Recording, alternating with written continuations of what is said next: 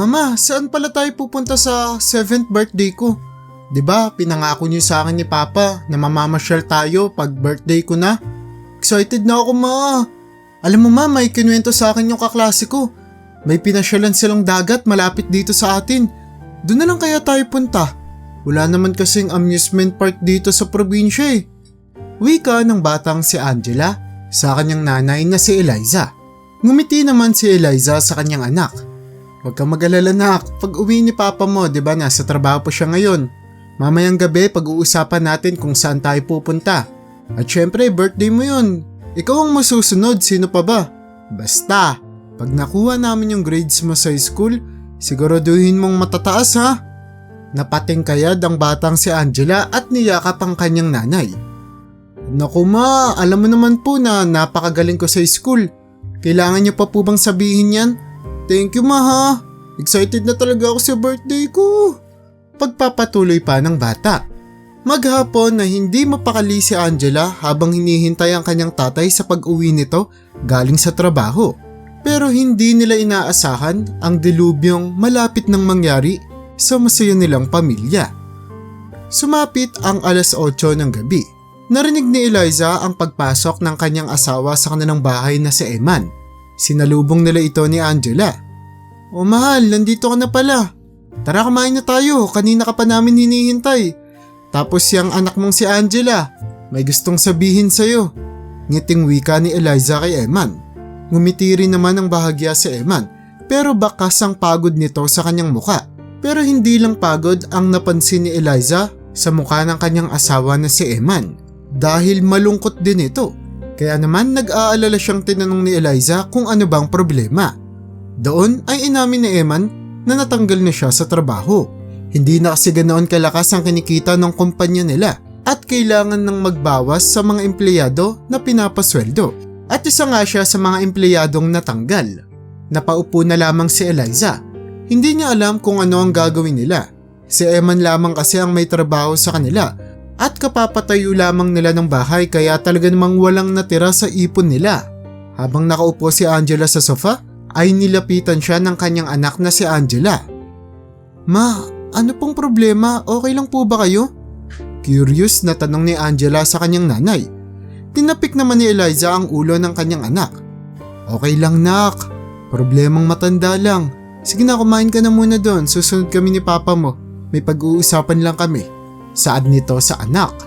Hindi maintindihan ni Angela kung ano ang nangyayari kaya naman dumiretso na lamang siya sa hapag at kumain mag-isa. Habang naiwan naman ang kanyang mga magulang na nag-uusap sa sala. "Ano Han, anong balak natin gawin ngayon?" Wika ni Eliza sa kanyang asawa na si Eman.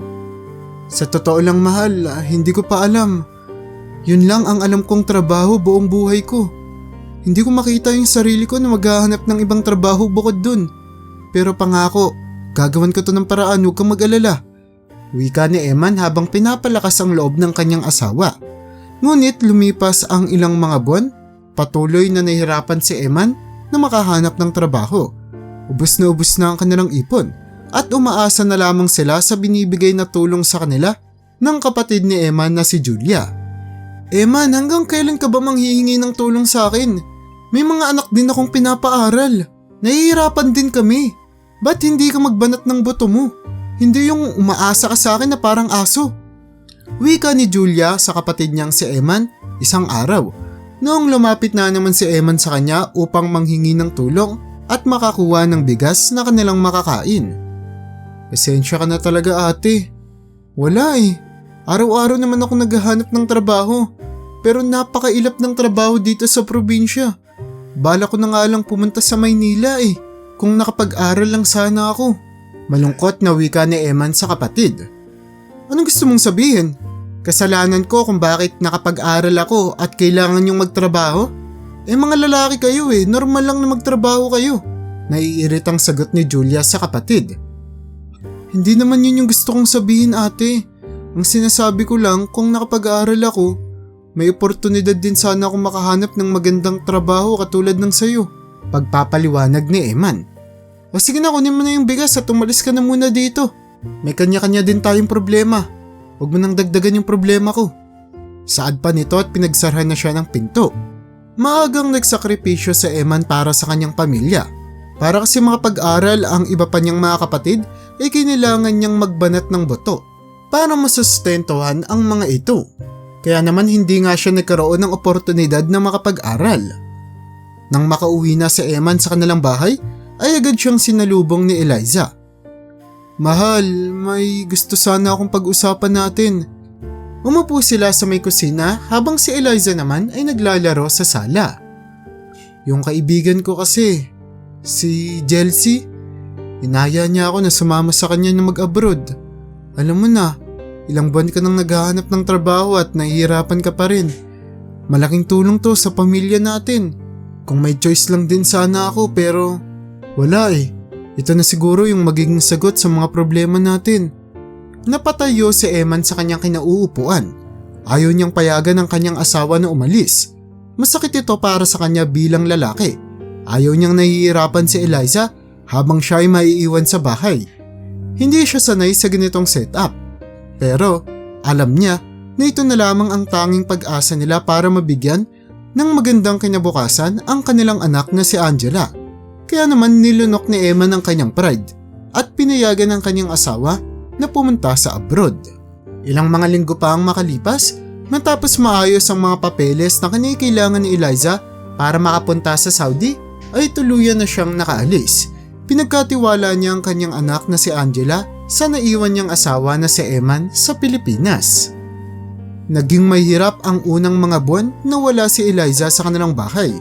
Ito ang kauna-unahang pagkakataon na magkakalayo ang dalawa at hindi sanay si Eman sa ganitong pakiramdam.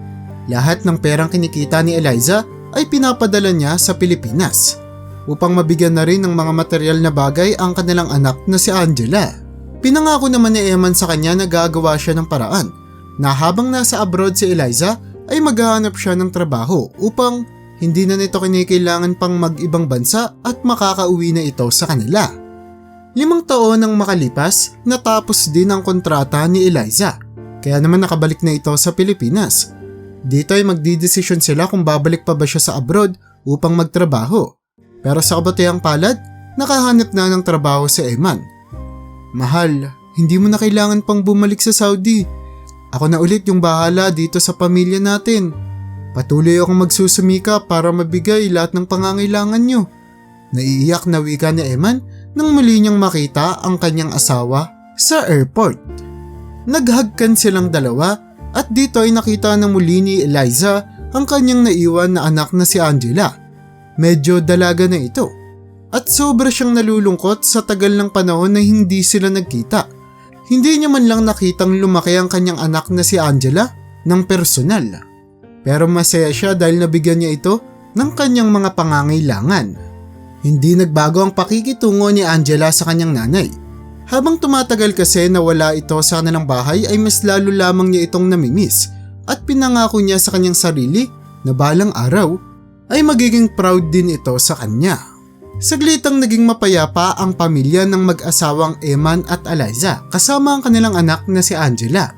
Dahil sa naipon nila at may trabaho na rin sa Eman ay wala na silang pinoproblema tungkol sa pinansyal.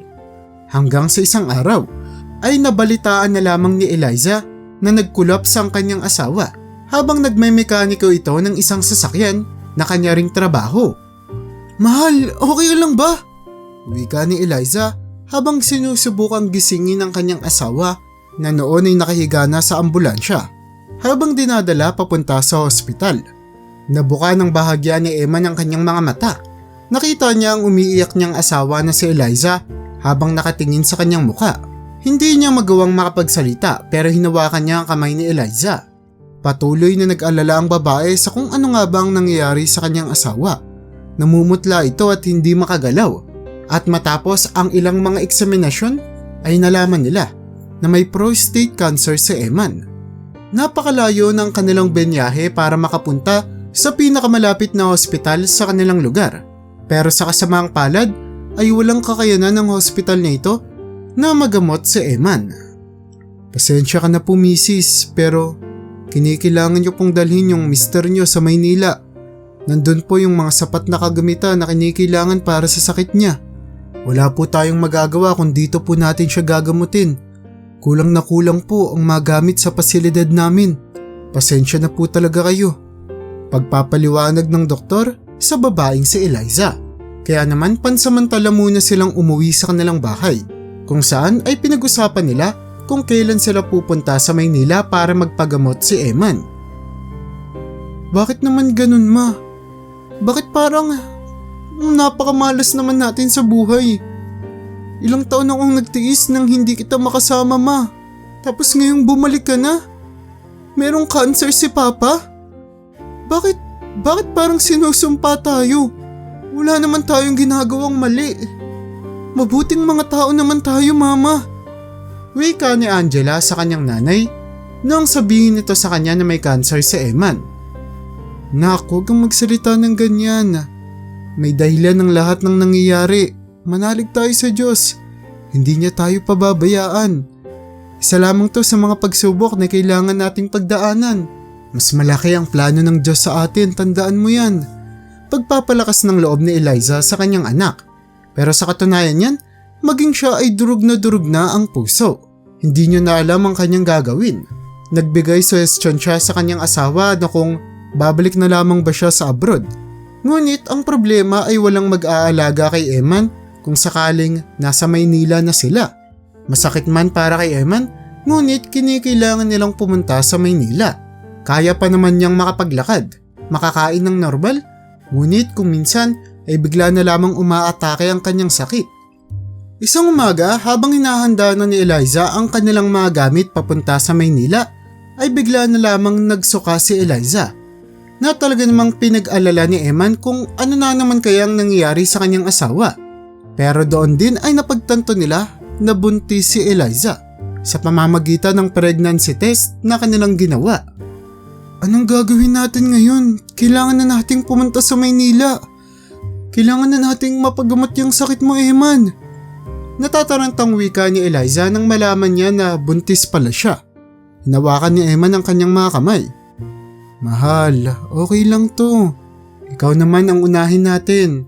Lagi ka na lang nakokonsumi sa akin tungkol sa sakit ko. Kaya hintayin na lang muna nating mga naka bago tayo pumunta sa Maynila para magpagamot ako. Mahirap na, baka pareho pa tayong madali doon. At saka 'di ba, hindi pa naman sapat yung ipon natin. Kaya magtatrabaho muna ako. Kaya ko pa naman, malakas pa ako. Hintayin na lang muna natin mga naka bago tayo pumunta sa Maynila para nakaipon na rin ako. Suwestyon ni Eman sa kanyang asawa na si Eliza. Hindi, unahin natin yung sakit mo, Eman. Hindi naman biro yung sakit mo. Huwag ka nang muna magtrabaho. Sapat naman na yung perang naipon natin. Patuloy na pag-aalalang wika ni Eliza. Mahal, magiging maayos din ang lahat. Magtiwala ka sa akin. Kayang-kaya kong gumalaw, kayang-kaya kong magtrabaho. Kailangan mong magpakatatag. Tignan mo oh. Nagkaroon lang tayo ng problema, may bagong biyaya nang dadating sa ating buhay. Masayang wika ni Eman habang hinahawakan ng tiyan ng kanyang asawa na si Eliza. Napangiti naman si Eliza. Matagal na kasi nilang pinangarap na magkaroon ng pangalawang anak at nabiyayaan pa nga sila ng lalaki na matagal din namang pangarap ni Eman. O ano Angela, excited ka ba magkakaroon ka na ng kapatid? Wika ni Eman kay Angela habang hinihimas ang ulo nito. Opo Papa, excited na ako. Pag lumabas yan ako magpapangalan ha. Suwestyon ni Angela. Oo sige, ikaw bahala, basta ikaw rin ang mag-aalaga. Natatawang sagot naman ni Eman sa kanyang anak. Masayang nagtawanan ang maliit nilang pamilya noong gabing iyon na tila ba wala silang mabigat na problemang dinadala. Mabilis na lumipas ang mga buwan. Palala na ng palala ang sakit ni Eman pero pilit niya itong itinatago sa kanyang asawa dahil ayaw na niyang mag-alala ito sa kanya, lalo na at masela ng pagbubuntis ni Eliza. At sa wakas ay dumating na ang araw na pinakahihintay nila. Tuluyan nang nanganak si Eliza ng isang malusog na batang lalaki. Katulad ng pinangako ni Eman sa kanyang anak na si Angela, ay ito ang nagpangalan sa kanyang kapatid.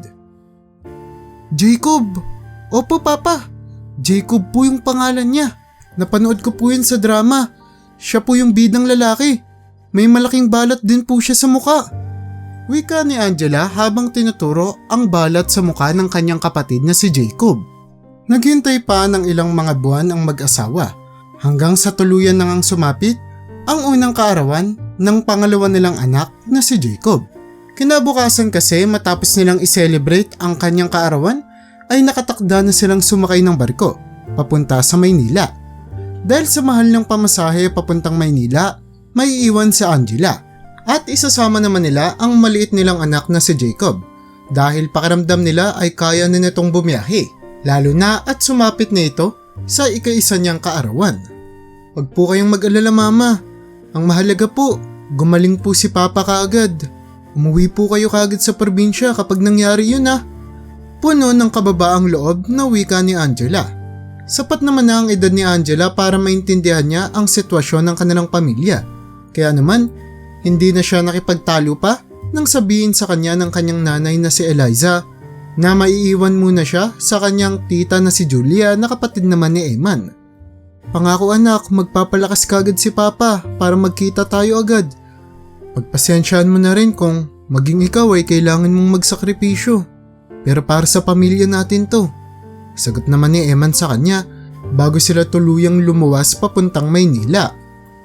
Okay nga lang po Papa, mag-aaral po ako ng mabuti dito. Hihintayin ko po kayo. Malakas ang loob na wika ni Angela. Pero sa katunayan niyan ay sobrang lungkot niya. Dahil ang tagal niyang nagtiis na wala ang kanyang nanay. Ngayon ay 3 na sa kanyang pinakamamahal sa buhay ng mga tao ang aalis at lilisanin na naman siya.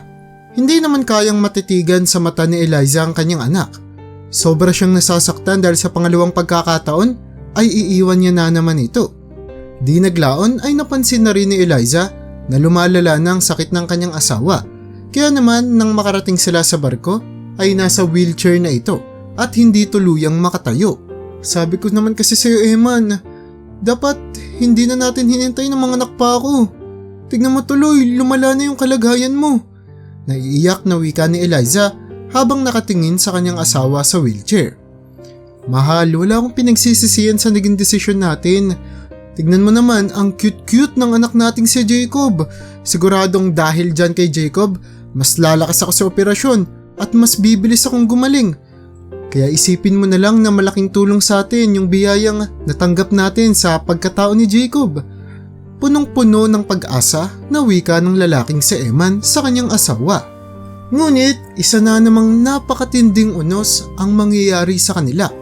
Habang nasa barko kasi ay nagkataon na may nakasalubong silang isang malakas na bagyo na nagdulot para lumubog ang barko na kanilang sinasakyan. Unti-unting tumaas ang tubig mula sa barko na nagdulot para magpanik ang lahat. Hindi lahat ng mga tao ay nagawang makatakbo papunta sa deck ng barko, lalong-lalo na ang pamilya nila Eman. Naiwan sila sa may ibabang bahagi ng barko dahil naka-wheelchair sa Eman.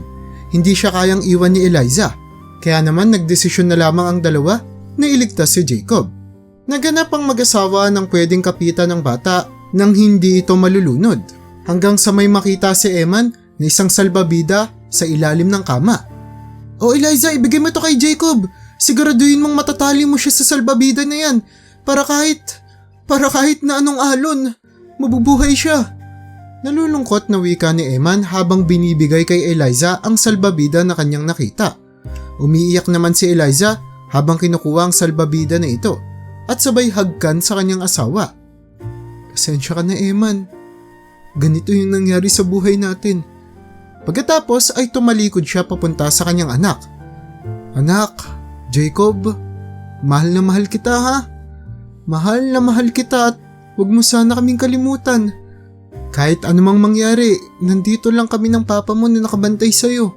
Naghihinagpis na wika ng babaeng si Eliza habang patuloy sa pag-ugong ang barko dahil sa malakas na ahon at paunti-unting pagtaas ng tubig sa loob.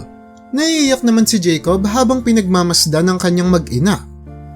Sige na Eman, yakapin mo na si Jacob. Pagpapatuloy ni Eliza na parabang tinatanggap na nila na hindi sila makakaligtas sa dilubyong ito. Sa huling pagkakataon ay pinilit ni Eman na tumayo sa kanyang wheelchair. Nanginginig ang kanyang mga tuhod pero nagawa niyang malapitan ang kanyang anak na si Jacob. Niyakap niya ito at niyakap niya rin ang kanyang asawa. Ilang mga minuto silang nag-iyakan habang hagkan ang isa't isa. O Diyos ko, gabayan niyo po sana si Jacob. Gabayan niyo rin po sana yung anak kong si Angela. Kayo na po ang bahala sa kanila. Wika ni Eman na nagpaiyak kay Eliza nang biglang may isang napakalakas na alon ang bumayo sa barko na nagdulot para magkahiwalay ang tatlo. Tuluyan nang lumubog sa tubig ang barko. 12 oras ang makalipas ay tsaka lamang may dumating na mga rescuer upang kunin ang napakaraming bangkay na lumulutang sa dagat. Ayon sa pag-iimbestiga ng mga pulis ay napag-alaman nila na sobra-sobra ang sakay ng barkong ito, kaya naman hindi nito kinaya ang malakas na bagyo na nakasalubong niya. Hindi nga nagtagal ay napabalita sa buong bansa ang nangyaring paglubog ng barko. Nang malaman ni Angela ang nangyari ay sobra siyang nalungkot. Wala na siyang dahilan pa para mabuhay. Hindi na siya makahanap ng rason pa kung bakit gusto niya pang ipagpatuloy ang kanyang mga pangarap dahil wala na ang mga tao na sana ay magiging masaya para sa kanya. Sa tulong ng gobyerno at mga rescuers ay nahanap ang katawan ng mag-asawang si Eman at Eliza. Ngunit ang katawan ng batang si Jacob ay hindi na muling nakita pa. Mabilis ng burol na ginawa para sa ama at ina ni Angela. Pagkatapos ay nilibing din agad sila ng magkasama. Hindi halos makakain si Angela nang malaman niya na patay na ang kanyang mga magulang hanggang sa mailibing ang mga ito. Gusto niya na ring magpakamatay pero pinilit niya na lamang ang kanyang sarili na mabuhay dahil alam niya na hindi ito ang gusto ng kanyang mga magulang para sa kanya. Lagi niyang naiisip ang paalala sa kanya ng kanyang nanay ni si Eliza na may mas mabuting bagay ang nakalaan para sa kahit na sino na hindi napapagod na magtiwala at maniwala sa magagawa ng Diyos. Matapos ang pagkamatay ng kanyang buong pamilya, ay sinubukang hanapin ni Angela ika ng tita ni Angela na si Julia sa kanya. Napakalupit ng pinagdaanan ni Angela sa kanyang tiyahin na para bang hindi ito kapatid ni Eman dahil si Eman ay napakabuting tao at talaga namang kabaliktaran ng pag-uugali nila. Hindi naman po masama na hanapin ko po yung kapatid ko. May hinahon na saad ni Angela sa kanyang tiyahin. Kung alam ko lang na mamamatay din sila edi sana pinasama na kita ron. Sabi sa akin ni Eman na dito lang daw titira ng saglitang panahon. Sino bang mag-aakala na papalamunin pa kita? Maanghang na wika ni Julia sa kanyang pamangkin na para bang hindi niya ito kadugo. Hindi ko rin naman po ginusto na tumira dito. Ayoko pang maging responsibilidad ninyo. Sagot naman ni Angela na nagdulot para mag-init ang dugo sa kanya ng kanyang tiyahin at masampal siya nito. Napakawala mong utang na loob. Kung tutusin nga, hindi naman dapat kita pinapalamon. Ako po nagpapaaral sa'yo. Tapos ganyan lang yung igaganti mo sa akin? Bastos ka. Dapat pinabayaan na lang kitang mamatay sa kalye. Patuloy na pagsigaw ng kanyang tiyahin sa kanya. Di sana po pinabayaan nyo na nga lang talaga ako. Kaysa naman, patuloy akong mamuhay sa impyernong lugar na ito araw-araw at magtiis sa ganyang napakabahong ugali ninyo. Kapatid nyo yung namatay, kapatid nyo si Papa. Bakit parang hindi kayo apektado sa pagkawala niya? Bakit parang kasalanan ko pa na naghihinagpis akong namatayan ako ng buong pamilya? Hindi ko kayo pinipilit na buhayin ako. Huwag kayong mag-alala, maghahanap ako ng trabaho para makalayas na ako sa impyernong lugar na to. Wika ni Angela at tuluyang lumabas ng bahay. Hindi naman nagawa pang makasagot ng kanyang tiyahin sa kanya. Sa katunayan niyan, kaya ganito ang pag-uugali ng kanyang tiyahin na tila ba walang pakialam ito kay Eman dahil hindi niya naman talaga kasamang lumaki si Eman. Saglitan niya lamang itong nakasama sa kanyang buhay dahil maagang nagtrabaho si Eman para mapag-aral siya. Sa kanilang pamilya kasi ay mas malaki ang tiwala ng kanyang mga magulang sa kanya dahil iniisip nila na mas matalino siya kaya naman siya ang importanteng makapagtapos sa magkakapatid. Bago lamang sila ang nagkakilala ulit ni Eman at nagkita noong matatanda na sila. Tinupad ni Angela ang kanyang sinabi sa kanyang tiyahin. Ayaw na niyang mamuhay doon habang nagdurusa. Kaya naman, nang makagraduate siya sa high school noong sumunod na taon, ay napagdesisyonan niyang hindi na mag-aral. Sa halip ay pagpapatuloy niya na ang kanyang business na matagal niya nang iniisip. Napansin niya kasi na napakamahal ng karne ng mga manok sa kanilang lugar, dulot na ini-import pa ito sa kabilang probinsya at napakahirap makahanap ng supply ng mga manok. Kaya naman napagdesisyonan niya na seryosohin na ang pag-aalaga ng mga manok. Nagsimula siya sa paisa-isang mga manok na inaalagaan hanggang sa lumago ito ng lumago. Hanggang sa hindi na naging sapat ang bahay na naiwan kay Angela ng kanyang mga magulang. Kaya naman masakit man para sa kanya ay kailangan niyang ipagiba ang kanilang bahay. Para dito ay magtayo ng panibagong farm ng mga manok na kanyang palalakihin at ibebenta. Ang trabaho ni Angela ay nagdulot para kahit papaano ay malimutan niya ang lungkot na kanyang nararamdaman sa araw-araw. Ilang taon na kasing patay ang kanyang pamilya. Pero simula noong araw na malaman niyang wala nang ama at ina, maging kapatid na sasalubong sa kanya, ay ni minsan hindi niya nakalimutang maging malungkot. Para bang isa itong sumpa na mahirap nang mawala. Tinanggap na lamang ni Angela na hindi na siya muling sasaya pa sa buhay at kaakibat niya na ang sumpang ito hanggang sa mga huling hininga niya. 10 taon makalipas ay tuluyan na ngang yumaman si Angela. Ni minsan ay hindi niya naiisip na yayaman siya. Pero ano pa bang magagawa ng pera sa buhay niya? Wala na siyang mga magulang na dapat sana ay tatamasa ng mga ito. Kaya naman, umabot sa punto na napagdesisyonan niya na pumuntang Maynila para mapalawak pa ang negosyo at para rin malaman kung bakit maraming mga tao sa kanilang lugar ang gustong-gustong pumunta rito. Isang araw bago lumipad papuntang Maynila si Angela, ay nagpaalam muna siya sa puntod ng kanyang mga magulang. Ma, pa, pasensya na po kayo kung pinagiba ko po yung bahay. Pasensya na rin po kayo kung hanggang ngayon po hindi ko pa rin po mahanap si Jacob. Pero patuloy po akong nagpapalakas araw-araw at patuloy ko pong hinahanapan ng dahilan ang sarili ko para mabuhay. Wag na po kayong mag-alala sa akin. Kayang-kaya ko na po ito. Sana po masaya po kayo kung nasaan man po kayo ngayon. Pagkatapos ay tumayo na si Angela para mag-impake. Tila ba ay nananalaytay ang pagiging negosyante sa dugo ni Angela. Dahil nang makalapag siya sa Maynila, ay nagkaroon na agad siya ng maraming mga kasosyo. First time niya lamang sa Maynila at naninibago pa siya sa mga taong nakakasalamuhan niya. Ibang-iba ito sa mga taga-probinsya na kasama niyang lumaki. Pero masaya naman siya dahil nagkakaroon na siya ng panibagong mga pagkakataon sa buhay. Panibagong mga dahilan kung bakit siya magpapatuloy. Habang nasa Maynila ay napagdesisyonan na rin ni Angela na bumili ng sasakyan upang hindi na rin siya mahirapan pang mag-commute. Hindi siya makapaniwala na umabot na siya sa ganitong punto kung saan ay pwedeng-pwede na siyang bumili ng sasakyan kahit kailan niya gustuhin.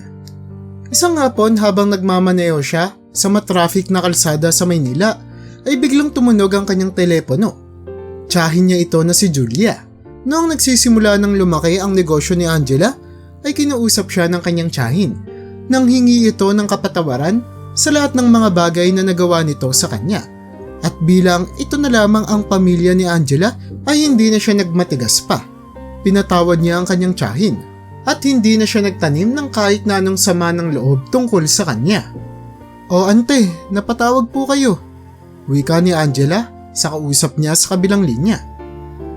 Gusto lang sana kita tanungin kung kumusta ka na dyan sa Maynila. Wika nito. Okay naman po tita. Bumili po ako ng sasakyan ngayon kasi mahirap po palang mag-commute dito. Napakasiksikan po. Kayo po, kumusta po dyan?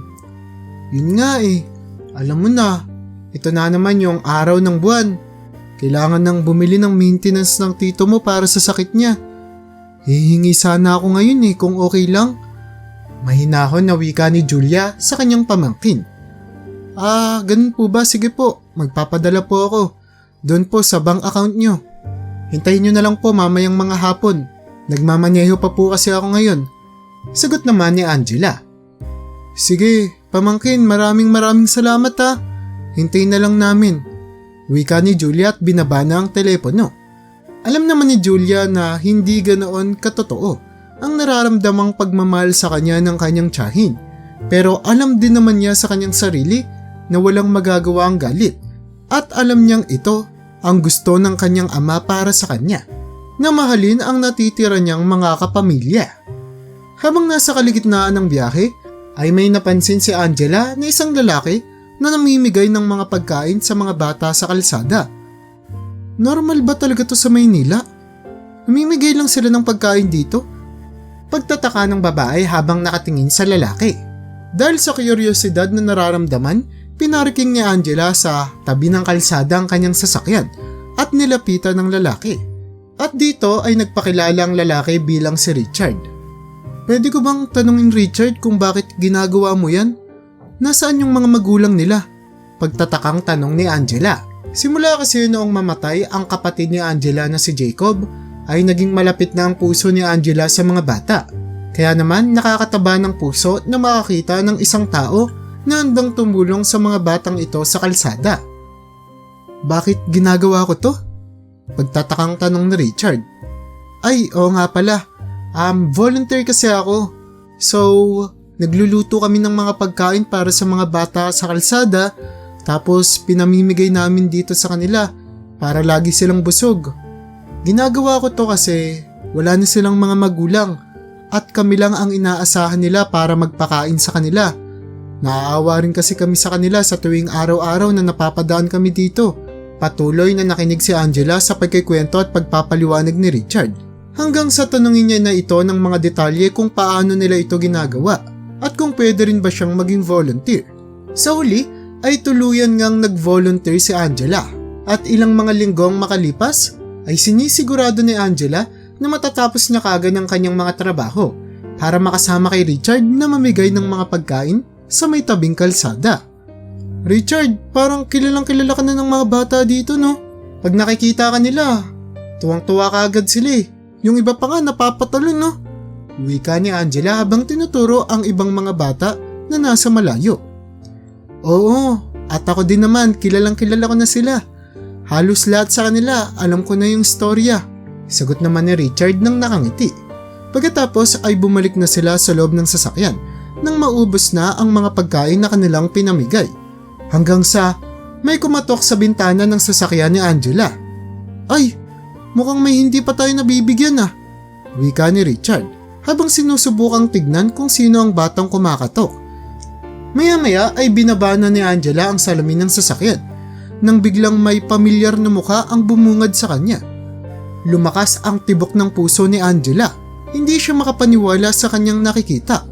Ang bata na kumakatok sa bintana ng kanyang sasakyan ay may kaparehong balat sa muka, katulad sa namatay niyang kapatid na si Jacob. Oo, mahigit isang dekada na noong huling makita niya ang kapatid niyang si Jacob, pero hindi niya pa rin nalilimutan ang mukha nito. Ang malaking balat sa mukha ng bata na kumakatok sa bintana niya ay nagdulot para biglaan na lamang siyang maiyak. Agad siyang bumaba sa sasakyan at niyakap ang bata. Nagtataka si Richard kung bakit ito ginawa ni Angela, kaya naman agad niya itong nilapitan. Angela, okay ka lang ba? Anong nangyari? Kilala mo ba yung batang to? Pagtatakang tanong ni Richard sa babae. Pero hindi magawang makapagsalita ni Angela at patuloy na lamang na hinahagkan ng bata. Richard! Wika ni Angela habang sinusubukang hawakan ang kamay ng lalaki. Sino tong bata na to? Nasaan yung magulang nito? Ninenervyos pang wika ni Angela. Doon ay pinaliwanag ni Richard na wala ng mga magulang si Jacob at noong makilala niya ito ay wala din itong kinikilalang guardian. Sa katunayan nga niyan, naniniwala ako ng mga sindikato ang may hawak ngayon sa mga batang yan. Patuloy pang revelasyon ni Richard. Anong ibig mong sabihing sindikato? Anong ginagawa nila sa mga bata? Pag-aalalang tanong ni Angela. Dito kasi sa Maynila, talamak yung mga sindikato. Inuutosan nila yung mga bata na mamalimos. Tapos lahat ng pera na nakukuha ng mga bata, napupunta sa kanila. Kaya sa ganitong mga paraan na lamang ako nakakatulong sa mga batang yan. Pero teka nga, kilala mo ba yung batang yan? Bakit iyak ka ng iyak? Patuloy na pag-aalalang tanong ni Richard sa kanya. Oo, kilalang kilala ko siya. Hindi ako pwedeng magkamali. Tura ni Angela na nagpagulat kay Richard. Sinakay nila sa sasakyan ng bata at napagdesisyonan na iuwi muna ito habang sinusubukan nila na tukuyin ang identidad ng bata.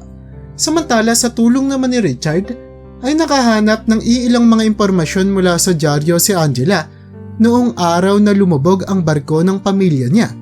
Nabasa niya doon na may isang batang lalaki ang napadpad sa kalapit na isla kung saan lumubog ang barko. Pero wala nang nakakaalam kung ano ang sumunod na nangyari sa bata.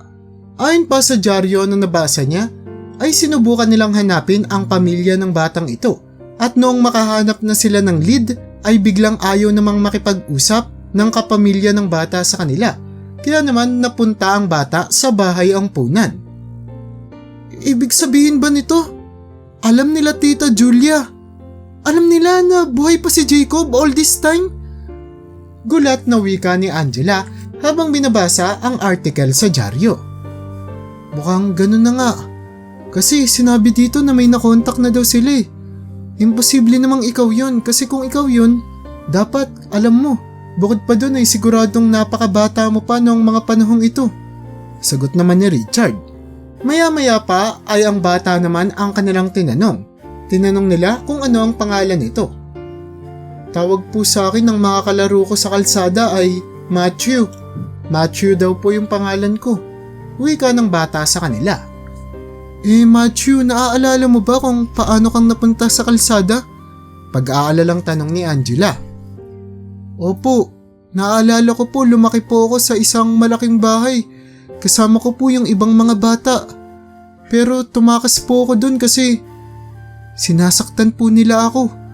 Pagkatapos po, napadpad na po ako dito sa Maynila. Nagkaroon na po ako ng makakilala pero wala pong umaampun sa akin. Pagpapaliwanag ng bata sa kanila. Patuloy namang bumubuhos ang mga luha sa mata ni Angela. Nakikita niya kasi sa mukha ng batang ito ang pinaghalong mukha ng kanyang ama at ina na si Eman at Eliza. Ang mga ngiti ng bata ay para bang ngiti ng kanyang tatay. Parang si Eliza naman ito kung kumilos. Hindi pwedeng magkamali si Angela. Ito ang nawawala niyang kapatid na inakala niyang patay na. Matapos ikwento ng bata ang lahat ng mga nangyari sa kanya, dito ay napagtanto ni Angela na napunta sa masamang kamay ang kanyang kapatid. Pero bago ang lahat, sinigurado muna nilang magpa-DNA testing. Sa katunayan niyan ay hindi na kailangan pa ni Angela na patunayang kapatid niya ito dahil ramdam na ramdam niya ito sa kanyang puso, lalo na sa kung paano kumilos ang bata at kung ano ang itsura nito. Sa katunayan niyan ay sobra silang magkahawig ng bata. Pero kailangan niyang magpa-DNA test para legal na maampon ang kapatid niyang si Jacob. At tulad ng inaasahan, positive. Positive ang resulta ng kanilang ginawang DNA testing. Nang malaman niya na positibo nga ang kapatid niya ito, ay agad niyang inasikaso ang mga papel para legal na itong maampon. At pinangako niya na siya na rin ang mag-aalaga dito. Sa tulong naman ng kaibigan niyang si Richard ay nakapagpatayo sila ng isang bahay ampunan dahil nagmamakaawa si Jacob na isama ang mga kaibigan niya sa kalsada at ampunin din ito ng kanyang ate. Kaya naman hindi na tumutol pa dito si Angela. Agad niyang binuhos ang halos lahat ng kanyang mga pera para makapagpatayo ng isang bahay ampunan na magbibigay ng pagmamahal at pagkalinga sa mga batang inabandona na at nawalan ng pagkakataon sa buhay. Salamat po ate at sinamon niyo po yung mga kaibigan ko. Mababait naman po sila eh. At saka po sila po yung tumayong mga kapamilya ko habang wala pa po kayo. Wika ng batang si Jacob sa kanyang ate. Ngumiti naman si Angela. Manang-mana ka talaga kay Papa. Kung nakilala mo lang siya, parehong-pareho kayo ng ugali. Wika ni Angela habang tumutulo ang kanyang mga luha. Napatingin sa langit si Angela. Ma, Pa, tama nga po kayo. May mas malaking plano ang Diyos sa atin.